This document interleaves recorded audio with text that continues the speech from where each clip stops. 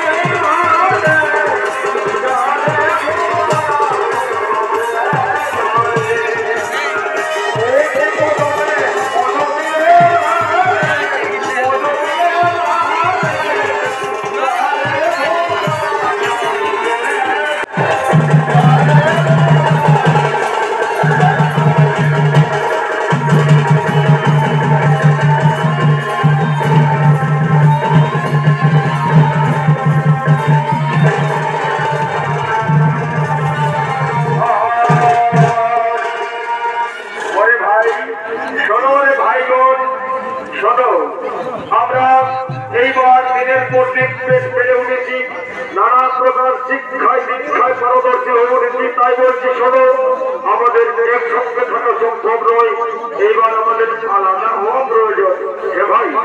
তোমরা ঠিকই বলেছো, তাই আমাদের অধিকার দিলাম না ভাই, চাকরি দিতে হতে পারে না, যদি সর্বোপরি অধিকার তাহলে ধরো হস্ত করবো ভাই ভাই হবে ভারত থেকে কে দিতে পারে স্বর্গের সিংহাসন।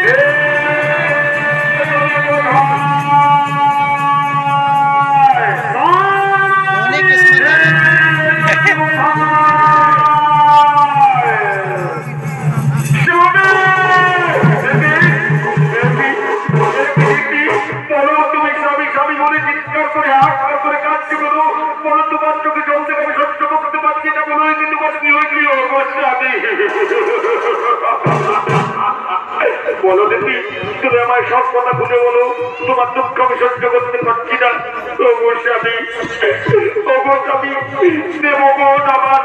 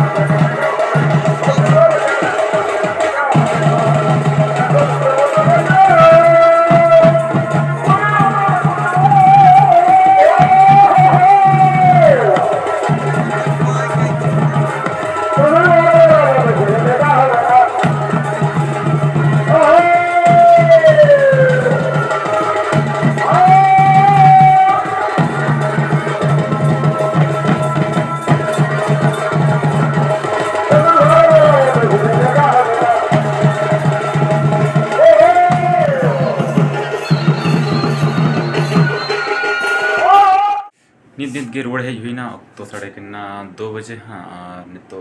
हुयुग कान गे हाँ 6 एनज दो अली रुआड़ हेजना जपी तो जपी सेना कना से हाँ अड़ी दुदुन कान थेनली और ठीक है तबे नोआ ब्लॉग तो नडे इंचो हाँ सानाम को जोहार गे मुझे